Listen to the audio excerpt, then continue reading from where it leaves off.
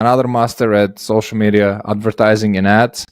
As I believe he's more specialist at e-commerce, as he used to own an e-commerce store that he ran a lot of ads to. So Stan, welcome, brother. Nice to have you here in your studio. How's things going on the e-commerce side of social media advertising? Dynamic. Yes, I like that.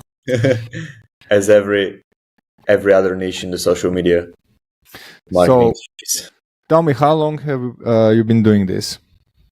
How long have you been running ads and social media for e-commerce stores? So it's been already 4 years. I think even 5. I don't remember actually. It was a long time ago.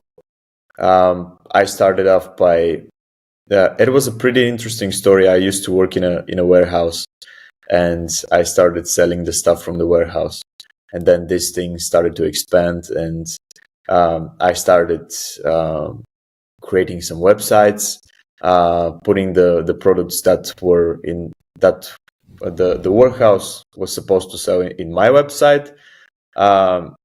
Then I figured out the Facebook ads and how to drive traffic to the store, and then people started to see it, and revenue started pouring in, and that's it. Long story short, it was pretty interesting, and just the first year I've managed to scale the business up to 600,000, I guess. In revenue, and the profit margins the pure profit was like 10%, and I was like 20. So imagine a 20-year-old kid from the Eastern Europe, just as you in Bulgaria, doing a 60K a year. That was amazing. But then the struggles came in. When you don't know the basics, for example, product market fit and stuff, unit economics, how to handle taxes. Things didn't go well, and I started struggling, especially with taxes, especially with inventory, because it's when you are not doing drop shipping, it's very hard to track all of your inventory, take care of customer retention, customer satisfaction. It's their crazy stuff that you have to handle in order to stay profitable. This year I decided to sell my online store with all of my inventory for a 6-figure, and then decided to purely focus my attention on helping others people achieve great results, because it's I found that it's better to help others than just being selfish and doing it for myself.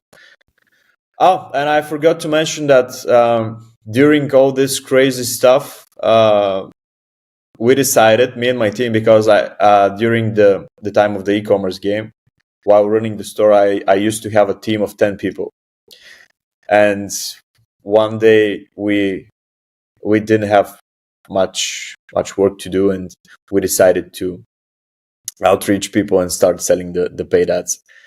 They were like, man, look at us, we're doing over $1 million in revenue a year. Do you want us to run the ads for you? And many people said yes, and that's how the e-commerce agency was born. That's amazing story. And tell me, like, were your clients all from back home, or you start reaching out to UK or America, or? Well, all of my clients used to be in Bulgaria.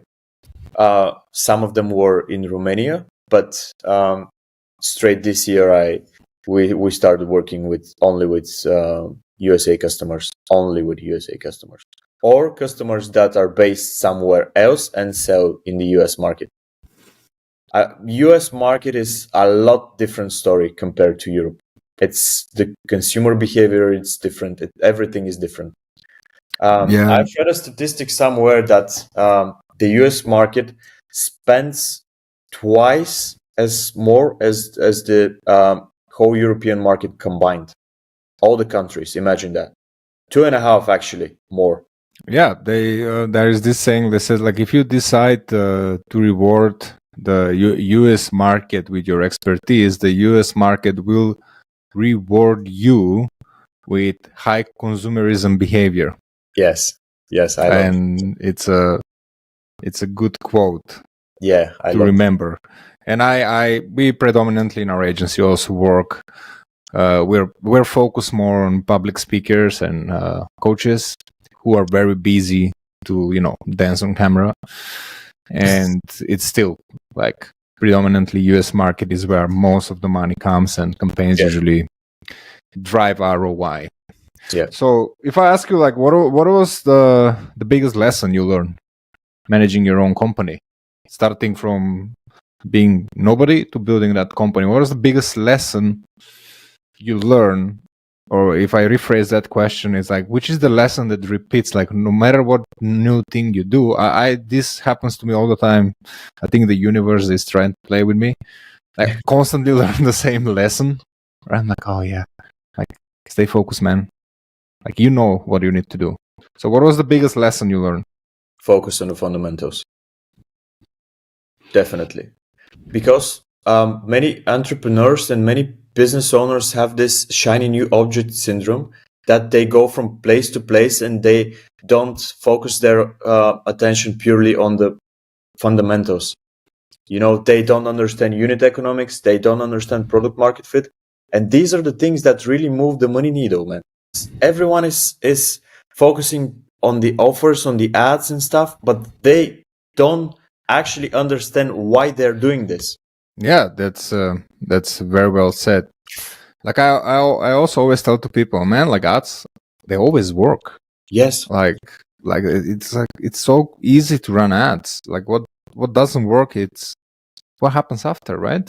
Yes. It's like more. I know I witness a lot of businesses who have no advertising or marketing problem, but they have a capitalizing problem. Like they can't make enough money because their sales team is like shit. Yeah. Right. So tell me more about what is your biggest struggle building that business. Like I know there was many, but what was the one that said like, I don't want to do this anymore? Which one are you talking about? The I'm talking about the e-commerce business before.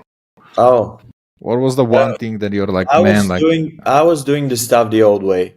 I was buying all the stock, having all the warehouses, managing inventory and stuff. That was the thing that was really annoying to me, and that's why I decided to sell the whole business. Because to be honest with you, I didn't want to be a middleman for the goods, dealing with suppliers and stuff. I just wanted to be behind my desk and doing ads, and that was it. Not just the ads, but like growing the whole business. That's interesting. Yeah. And if we now go deeper in working with clients, running a lot of advertising and generating big revenues for them,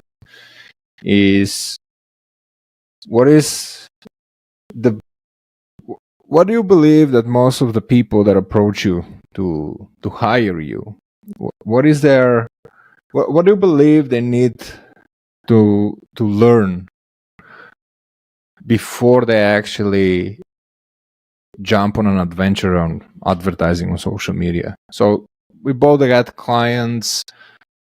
As you say, they have the shiny syndrome effect. They're like, oh, I'm going to give you 2,000. Can you make me 4?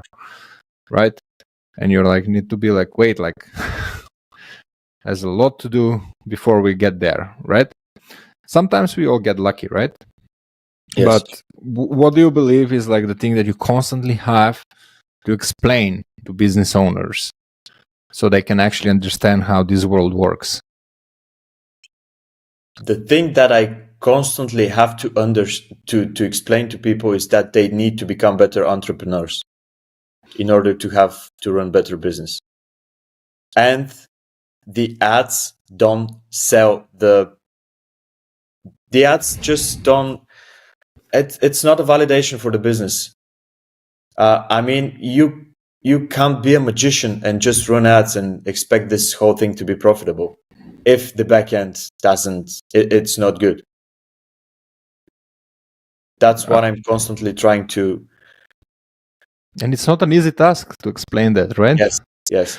Because, for example, when I sign a client who is doing, for example, 5 figures a month and want to scale to 6 figures, he's constantly asking if this ad is going to work, if this is going to work. And I said, man, you should focus on making your product better, finding your product market fit.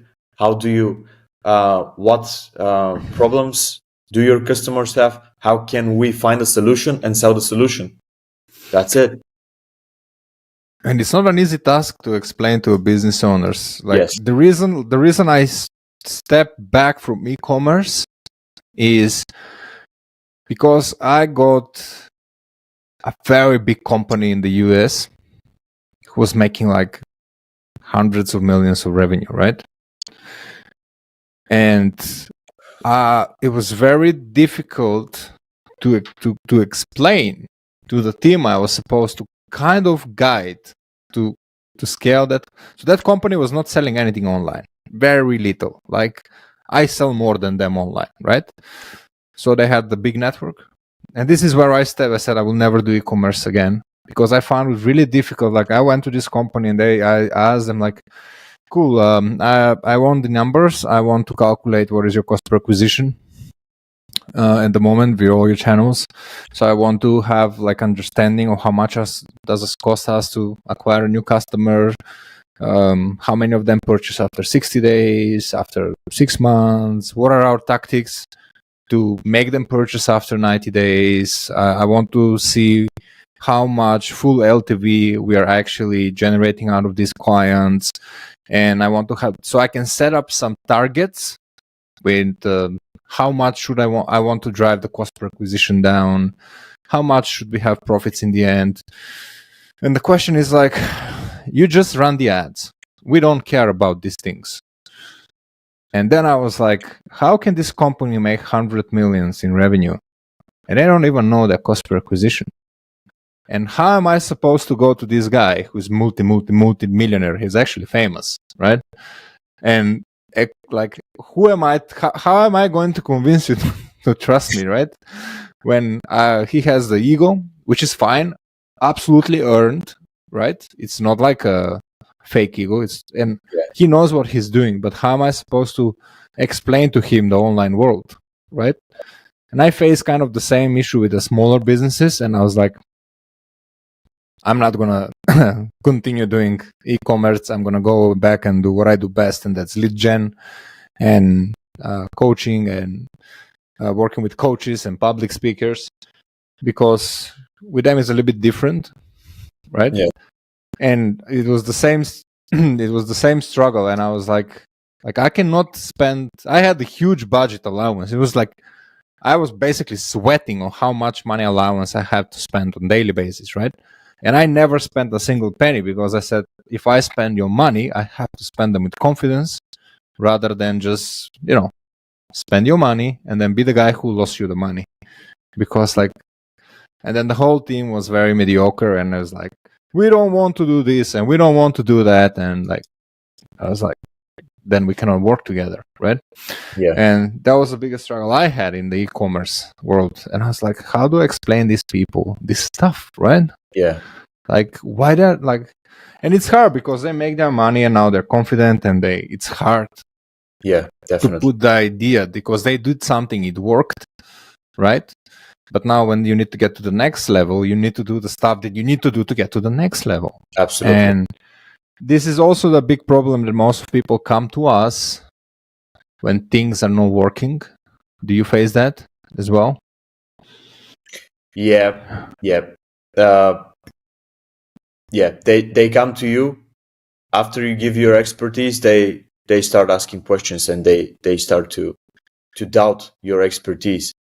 And every time I'm like, man, why are you coming to me and hiring me? I don't get the point of doing this. You're paying for somebody to scale your business, and then you start to give your own your own opinions. Opinion is fine, but to forcing it, I don't get it. I think it's mainly because of the egos that many of these people have achieved something, but that's to different companies. To certain when they reach certain amount of revenue, the ego becomes big. No, I mean that's absolutely understandable, right? But it is like if anyone looking to start into the advertising world, beware. This is a big issue you're going to have to face, and I personally haven't figured it out how to deal with it. So the way I deal with it is like from the first meeting I have with them, before I actually get their money, I crush all their freaking expectations, and I tell them this is not going to work until you have 6 months and $30,000 to spend without getting any results. Are you happy with this? Like, do you want to run this kind of a test with your business or you don't? And that kind of protected me from needing to go and explain to people. I just mind blowing that. Yeah, like every single business owner I ever met in the last 7-8 years doing this, right? When I asked them, what is your cost per acquisition? How much does it cost you to get a client? Every single one of them said nothing. I was like, wait a minute, you have 150 employees, right? Like, what do you mean nothing? Like, what are you talking about? Like, how much does it cost you to acquire a customer? Nope. Like, I never met till now anyone that says, yeah, it cost us $75. Never. You know? It's like, so I'm like, am I the crazy one here or? Long story short, just prior to our meeting, I had a call with some Chinese company that is selling in the US, and they were doing like 22 million a year. And I asked the same question: what's your cost per acquisition? And they asked me, what is that? It's insane. 22 million in a year. Imagine. Maybe we are crazy, bro. Maybe we are crazy. Right? But man, imagine 22. It's not little money. 22 million a year. Yes, but you know, like some things to some people just happen, right?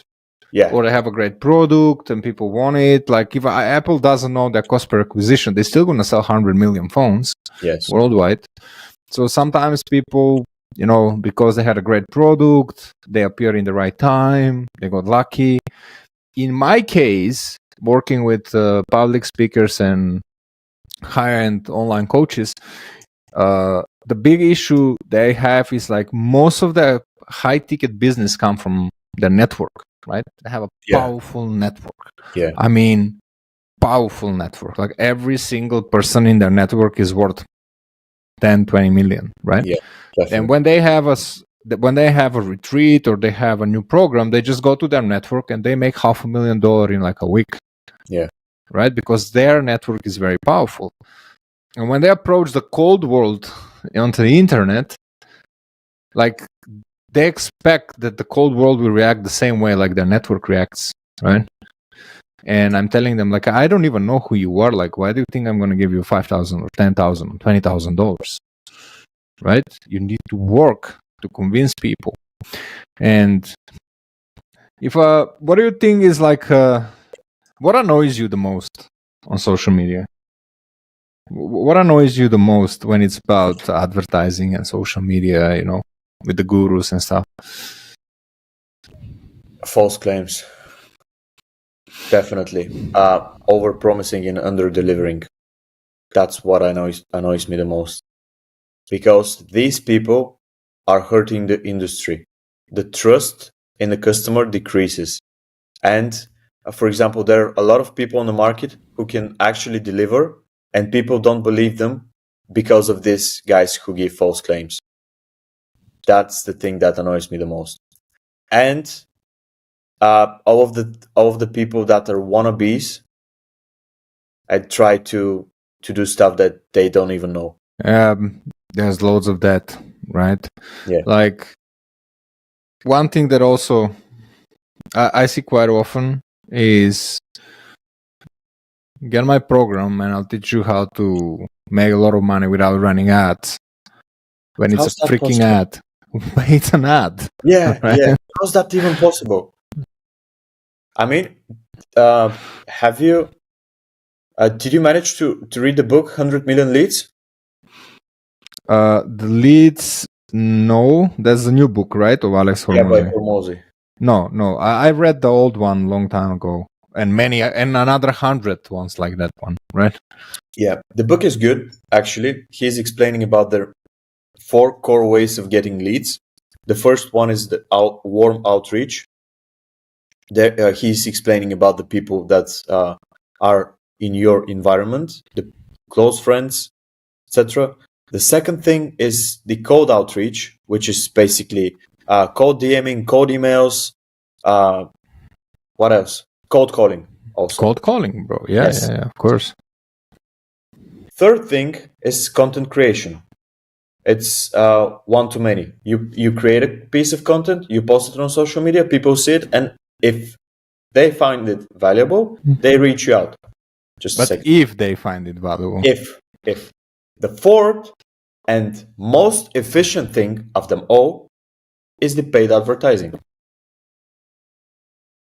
the paid outreach method, because you can reach to enormous amount of people. The way he thought it is that you actually expose what has worked for you, and just give a call to action if you're interested, for example, in this way, that what's helped us bring us more customers or revenue, etc. Book a call with me. That was it. It was basically a case study of how he's doing things. And it's that freaking simple, isn't it? Yeah. Like the way I enter in this world, Stan, is like it's so bizarre. But it was like it's so I used to be a personal trainer, even I look like a chubby fat teeth. I don't want to say it here, so Spotify doesn't shut me down. And I was very busy, like I was making very good money, but I knew like selling my time in the gym floor or going to train these rich people, it's not going to work, right? It's not scalable. I come to a point where like I was charging people 80 pounds, British pounds an hour for a session, while the rest of the industry is 35 in London, 40, right? And it was still like I was dead, and I was like, okay, I want to, how do I get out of all of this? And then I found a guy online. I paid him 8,000 pounds, and he gave me a business plan, right? And that business plan was about starting boot camps where you can train like 1,000 people in a group, right? And I was like, fuck it, let's do it. And the plan was 95%, how do you manage all things and leads and stuff. Nothing that I didn't know already, but I just didn't have a structure about it. Right? I couldn't put it like, this is what you do, then this is what you do, then on Wednesday you do this, and then on Thursday in the morning this, and then Thursday evening you do this, right? Like I just didn't have, like, because I was an experienced salesman and I sold fitness for many, many, many, many years. Even the hardest way, like literally taking strangers on the gym floor and convince them to give me their money, right? And the only thing I was needed to do in order to get the clients is run a simple ad on Facebook, which I didn't even know they exist, to be honest, at that time. I just didn't even know this world exists. And it was a simple format, not even a landing page. And the ad was like, I'm looking for 10 women who wants to improve their life, health in the Wimbledon area. And I call all my personal training clients. I put them on the car park in the school when I ran the stuff. I put 3 battle ropes, the battle ropes, and I just filmed 5 seconds of like 4 women doing battle ropes and like having the best time of their life because they were laughing, right? Yeah. Like that ad ran for 3 years, spent over 100,000 pounds. Right? That was the first ad, and I never made an ad that perform better than that. After that, over the years, I took I spent 100K on courses to find out how to hack the machine and how my ads work better. Nothing freaking worked. Only that first ad was still kicking ass every single time, right? Always like this. And when I did that, like on week 1, I had over like 300 leads, and I was spending like £20 a day. I had to call like 150 people a day because they're just coming up and then you need to follow up, right? I just didn't know what to do. Like I was just 8-9 hours on the phone. So I quit the gym. And on the first week of launching the bootcamp, I signed up 19 people that pay me £300 for a 6 weeks program to train on the car park. You know? Wow. And then is when I said, how the teeth? I didn't know about this. Like I'm, 27 years old, and I don't have a clue this world exists, right? And the first thing then the idea went to my head was like, I'm gonna make this a success, and as soon as possible, I'm gonna start an agency and show people like how much money they're missing by not knowing about this, right? Yes. Like that was my idea. Was not like, oh my god, I'm gonna grow a big fitness business. I was like, no, screw that. Like, this is insane. I need to learn more about this. Like, I need to show people this insane tool, right? And then since then, until today, I still don't know why people make content. You know, I make content. I don't understand why. If you ask me why, I'm like, maybe because I did it for too long now. But content is the last thing you should do, right? Yeah, so I mean, there's a caveat to the content. You have to build expertise first, and then you show it to the world. You know, these videos, like, they piss me off. But like, when I started the agency, because I knew all the rest, right? I was like, I want to add a layer of organic content as well. And I learned, I paid a coach, I learned how to make content, right? And I grow it to very quickly, 5,000-6,000 in probably 2 months, starting from zero. But I made $0 from that. And I said, okay, this can go to hell. I knew this is not going to work, but I just wanted to learn about it. It made me better advertiser, right? Of course, yeah. And then I just went and like start calling companies and stuff. And I know you make a lot of content too, right? So why do you make content? So the main reason why I make content is to feel all my actions throughout the journey. How I am thinking, and I want to look back in years and say, well, I was such a fool. That's a nice one. That's a nice one. Like, I even look now and I'm like, I'm a fool. Like, why do I do this? Like, nobody cares. Yeah. I explain content. Sorry, go for it. Yeah, sorry. The other thing mainly that I make content for is there are a lot of connections. You can make a lot of friends, a lot of connections by making content. And the content is the reason why we are now talking here in this podcast. That's true. Yeah, and adds a layer of social proof.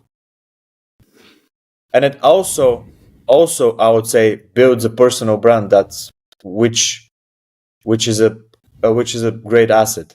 It's add some assets to your name. That's it. Yeah. Like, I feel like I want to throw up every time I see people tell people that the first thing they need to do is start making content, right?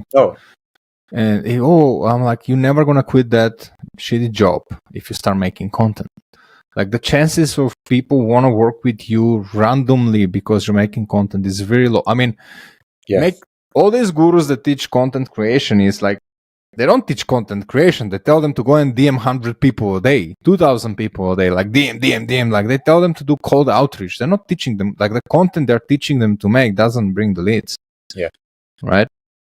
And I bought a lot of courses just to see what they're selling. And it's always like, oh, you need to engage, or you need to build the community. Yeah, but that's like basics, right? Yeah. In sales. And I always say content for me is just to improve overall conversion. At the moment. Yeah. And that's how I understand it. I'm not against it. I make it. I like it.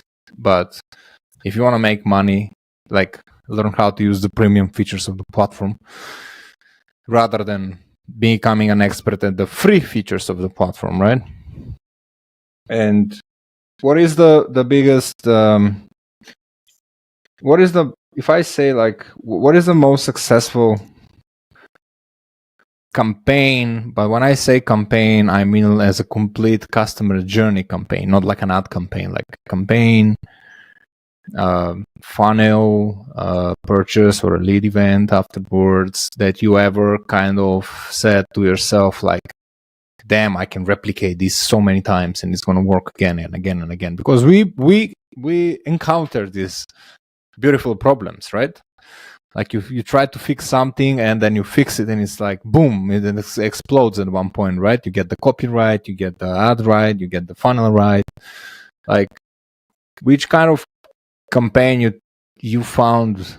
I'm not asking a technical question here to tell me, oh, I set up in the ad set and it was like did this and no. I'm asking like more philosophical answer to it.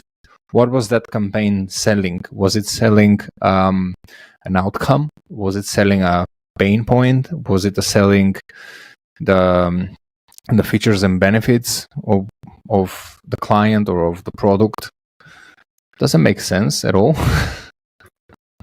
Yeah, we got one particular customer that is selling print on demand, but the way he does it, he owns the factory actually. Mm-hmm. Printing the paro in his warehouse, and this thing is crushing it. He's doing over 2 million and a year in Europe, and he started from zero, and we've managed to make this in 1 year.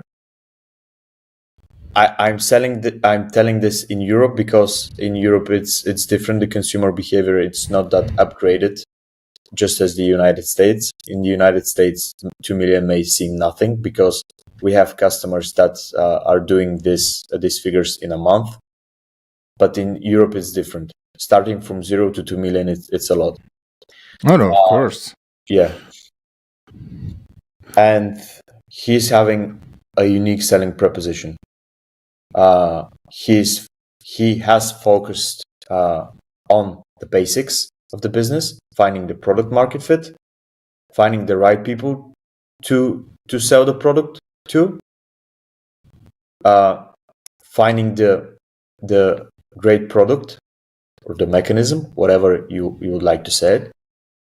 Also, we were not selling transformation because what kind of a transformation you can sell with clothes, with print on demand clothes? It's either you buy it or, I mean, you can still sell some kind of a transformation, but it's hard with print on demand clothes. It's a low ticket product.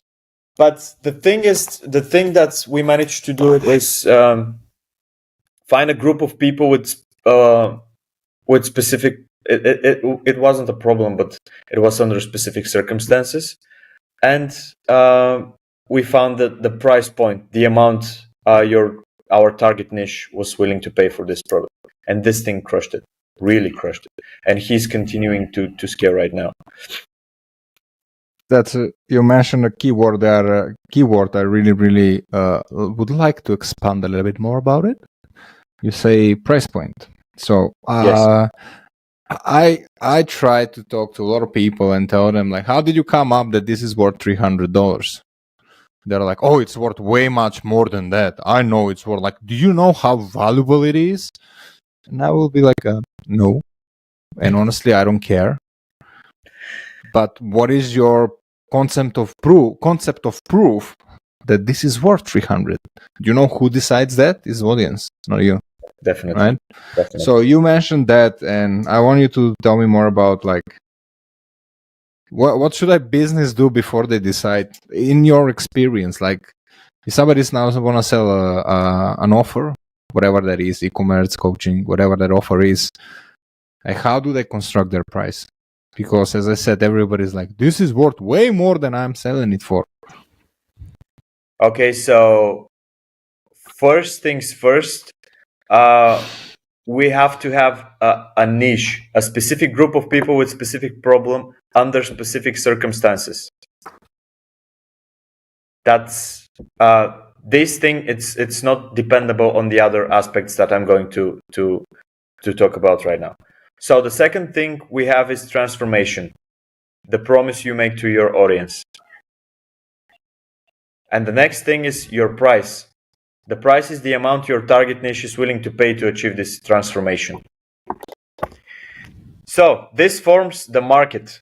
This points a group of people who desire a specific transformation and possesses the financial capacity to act on that desire.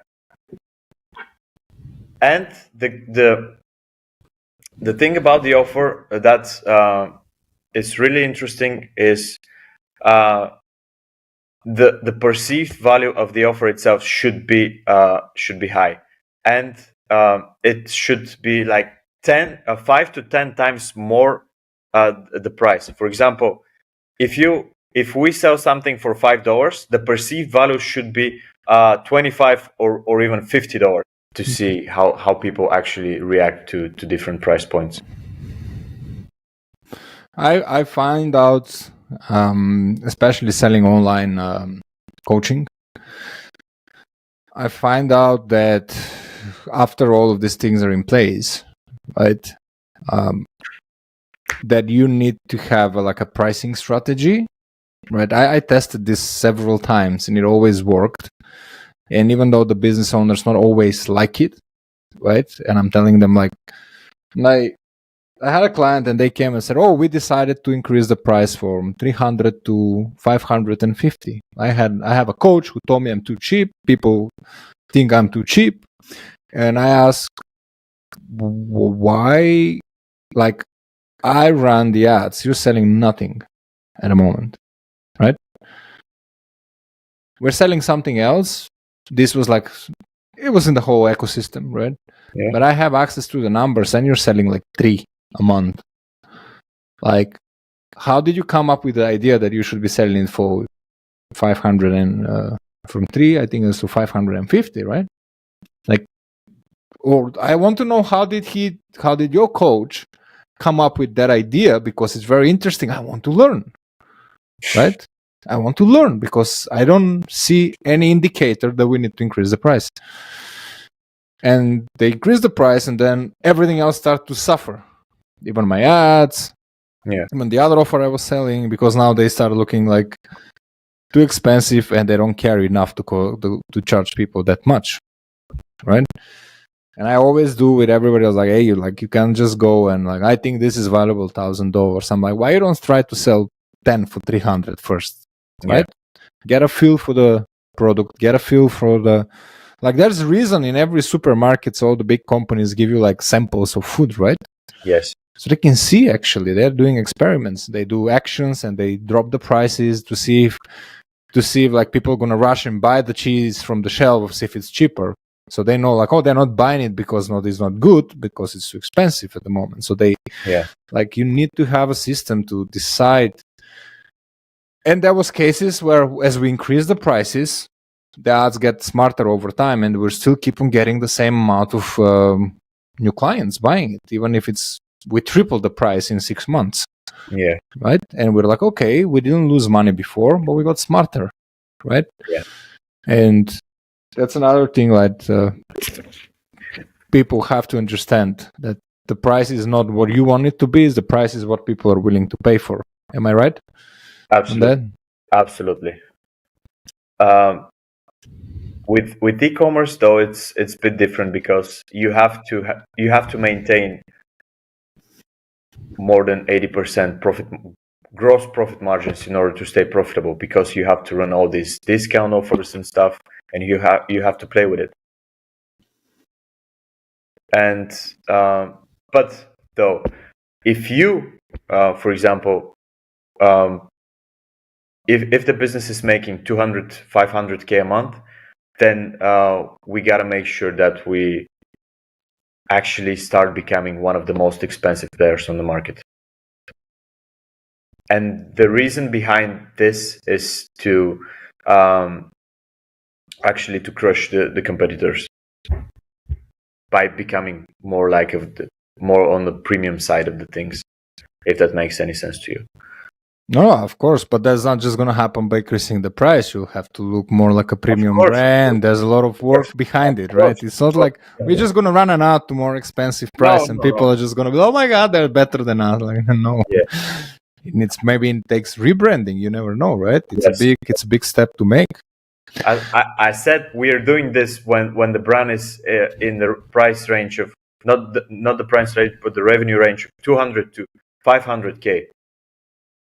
That's where we can decide to if it's going to be to become the most expensive player on the market, or multiply the front end products to allow you to convert different visitors. So there is a huge difference. You can't just put a higher price on your product at the beginning and run ads. That's not how it works. Everything will start suffering. Of course. And one last question.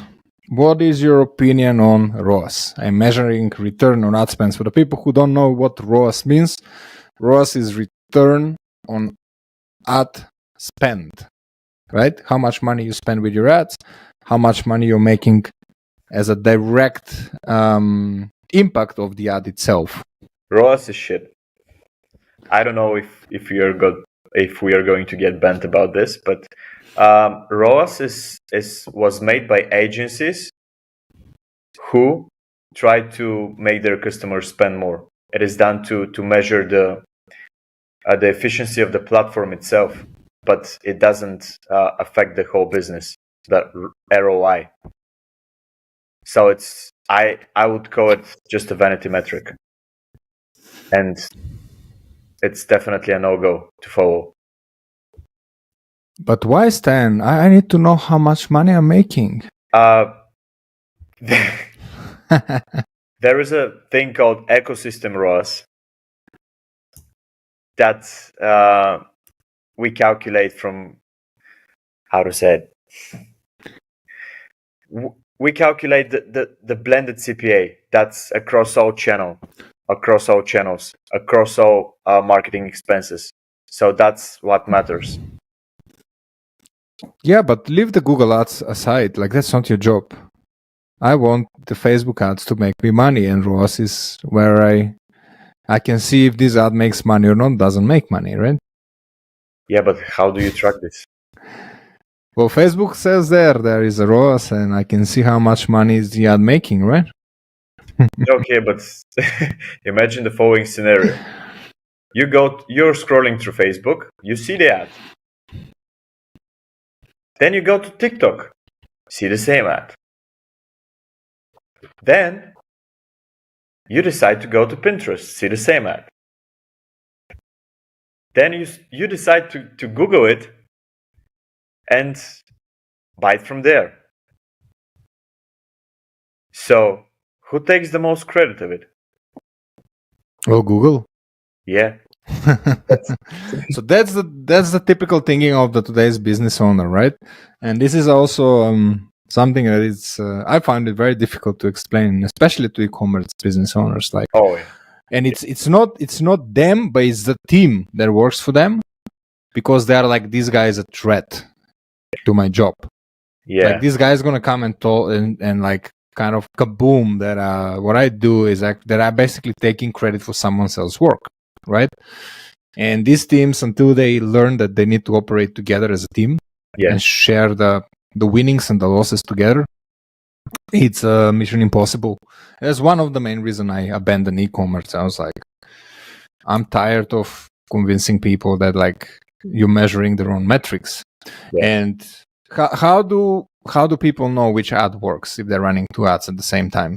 If ROAS doesn't matter, in your opinion, how do you do it? I wanted to add that there is a big team cannibalization when working with a huge e-commerce brand, because as you said, everyone is blaming the others and says you're a threat to the team.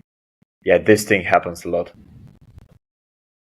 But what the other teams actually don't understand is that Facebook, it's your main push channel. By push channel, you mean you're raising the awareness. How most of the people are going to be aware of your brand if it's not for Facebook? Exactly. Like Google doesn't do nothing. Google just captures existing demand. That's it. Exactly. And people are like, oh, we're getting sales on Google for $30. I'm like, yeah, but so what? Yeah.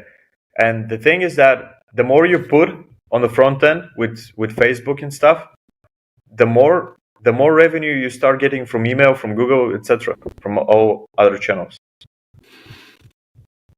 Okay, let's get back again to the question, and let's try to answer it if we're not together. Like, how do a certain person that watch this or listen to this podcast now, and they listen to us and say, these guys are crazy. Like, if I don't measure ROAS or click-through rates or click all these metrics that shouldn't even be in the ads manager, how do they know which of these two ads works the best for them? I mean, I have my own answer, but I want yours.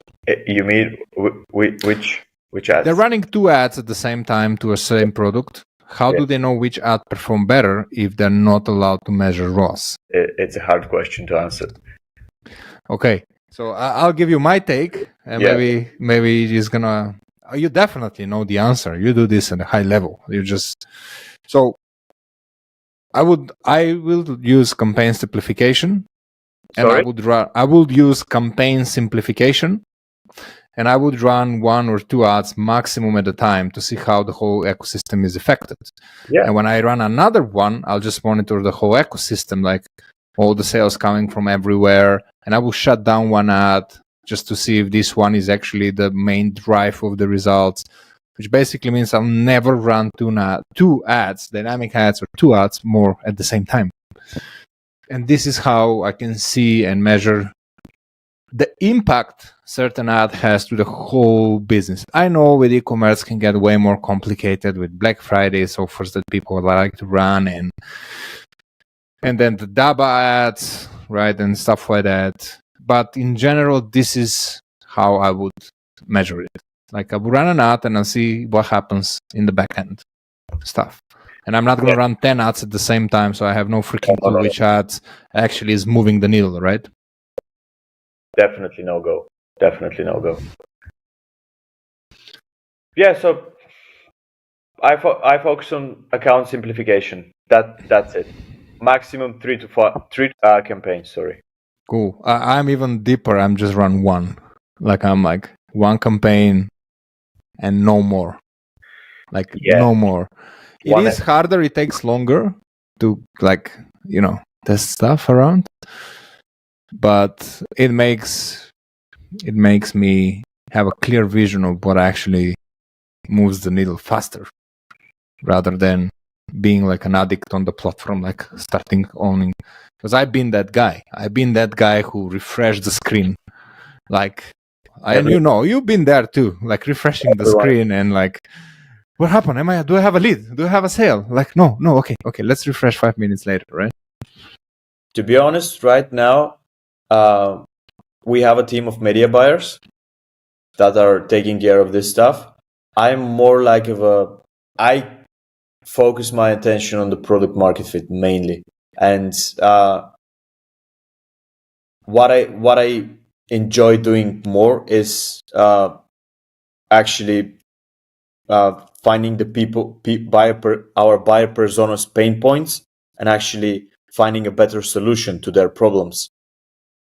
That's what I'm trying to convince my customers right now to do. Actually, I try to coach them to become better entrepreneurs rather than focusing on Facebook ads and all of the crazy shit ads. Because at the end of the day, the ad has only one job. That's to sell the click, to drive customers to your website. And you have to communicate your offer through the website. And all the because at a certain level, the landing pages and the offers are what's moving the money needle. The ads it just grabs the eyeballs. Yeah, and that's where it stops, right? That's where it stops. I mean, there are exceptions when people have Jordan shoes and then you just buy them, no matter what it says. And one more thing, I know you're very big on copy.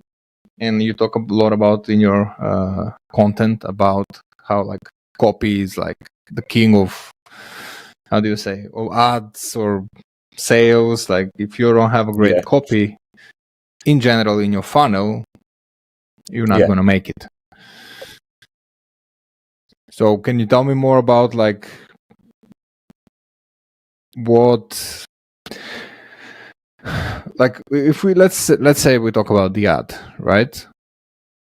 Most people also focus just on creatives and stuff, but what when you mention in your content like copy sales, like what do you actually mean? Give me like a generic answer to that. Direct response copy. That's what I mean. Make them, I don't know, just spark their interest. Make them want to click the ad. Just my favorite framework is the hook story offer from Russell Brunson. It's a timeless framework. You know, if everything, but in order for this to happen, you have to have your research done beforehand. Who is the person that you're selling to? What's their main pains? What's their fears, anxieties, etc. And then you address this in the headline, and then your story has to resonate with them. And then you give your call to action, and that's it. Yeah, I've read all those books multiple times, and I think it's better to read those books than go to college or university. What? Anyway, I think it's better to read the ClickFunnels, Russell Brunson's book, and that's all you need to learn in life, basically. Unless you want to be a doctor, that's different. Right? It's not enough. You have to dig a little deeper. You have to go to Ogilvy's, Quote Hopkins, Breakthrough Advertising. What else? I think the psychology of Robert Cialdini definitely is I would recommend this book. What is the name of that book? I don't know it. Influence. The psychology of. Let me just check it out. It's a pretty common book. Maybe I've seen it. The psychology of persuasion. I've read too many of these kind of books. I don't even know now what I've read and what I haven't. Yeah, so I would recommend it. They're all classics. Definitely, everybody who is in the social media advertising space should read them. One of the best books I ever read, and I tell everybody needs to read it, is E-Myth Revised. Yeah. Like, that book changed my life. Like, that's the book that just made me like, I'm the lady in the bakery. You know, I need to not be the lady in the bakery. You know, I need to learn how to step out of the shoes, stop being the lady in the bakery. And that teaches you how to like think in order to become a business owner rather than having a job for yourself, right? Yeah. And doing all the stuff yourself. There are a lot on the topic. Yeah. So Stan, it's almost an hour. So I want to say thank you for giving 1 hour of your time. Sorry, man. Just before we finish. Yep. What's your main struggle in the business? How do you find appointment setting? For clients? For your side and for clients as well. So at the moment, the main thing we do in my agency is probably 70% content creation and 30% advertising and scaling. And I just started the coaching program that's just like live for like 3 days. So I haven't even started market it. I'm just figuring out concepts and ads and stuff like that. But for the agency, when I started, I was like, oh, let's start content. That didn't work. But in the same time, I was like, I'm not just going to sit and wait a dancing video to bring me clients, right? So the first thing I did was in the UK, we have a website. It's called Company House. Yeah. And you have all the businesses registered there, right? So I would go to the Company House. I would find a business. Then I will see who the directors are. And then I will go to hunter.io, put their name, or the link of their website, and I'm going to find all the hidden emails they have for inner communication, like stan at funkybusiness.com rather than info or team or the things on the website. And I used to sell like 100 emails a day, probably. I didn't call because I was like tired of cold calling and stuff. I sending in emails. And that's how I got the big company in California. I got a person on Upwork or Fiverr, whatever, to search me for companies in the US. Yeah. And that's how I got the huge company in California. It was like a huge skincare company, cannabis company, you know, huge. And that's how I got them. Like the owner just replied, we went on a meeting and we worked for several months together. And I never kind of stopped doing that at that point. Then I got really busy and I was alone, so I had to scale. And the word spread through my clients, you know, mainly, I always say it's that one client that kabooms your business. Yeah. That happens to me. It's like third business, or if it's fourth. And it's always that one client. I mean, I'm not sitting with crossed hands to get the clients, right? But at the same time, at this stage, I'm more focused on perfecting the whole process and hiring people rather than like get 20 clients, go into the sales side of things and just get 20 clients and like don't know where my head is, because I'd done that. It was a bad experience and anxiety was through the roof, couldn't sleep. And I was like, I don't want this. So my main, like through all the people, we make content that just the word spreads, and then we take them like, okay, you need first a little bit of content, then we start sign them on, run the ads, then we grow their accounts with ads, right? Then we create the leads, magnets, the leads, and we basically help them in like 6 months to a year to like having leads and selling high ticket offer, $5,000-$10,000 in the back end. But most of them, like at the moment, we basically work with public speakers in the US who have no online presence, but they're very big in their networks. Okay. Right? Like they are like TED Talk speakers, right? Okay. And stuff like that. Yeah. But they're not big on social. So we get them and we start content. So I kind of shifted a little bit because there were so many people asking for that kind of help, right? And I was like, instead of me waiting for them to get to the level when they need ads, why do I don't get them to that level? Yeah. But I can get them there better than anyone else I know, for example. That's right how I see myself. And at the moment, I'm shifting also to start the coaching business, and it's just freaking ads, man. I have like 20 concepts. I'm probably added like over 100 videos to last week with my team. And I'm just going to kaboom the internet until I find out, you know, which concept, which ad, which funnel. Yeah. It's going to take me probably 3 to 6 months to make it like work like crazy. And this is my system. I just run. I don't like to run ads to an offer that's not free, right? I made it every time I'm allowed to do that. I bring success, and that's what I do now. Run ads. Join my free Facebook group. It's in the link now in Instagram and everywhere. You come. I post content there every day. I do live 1 hour every week, right? And I start gaining your trust. People start raising their hands, and we sign them on high ticket one-on-one coach. And I basically coach them the same thing. Like I don't coach them, go and do what Stan is doing or somebody else is doing. Like, no.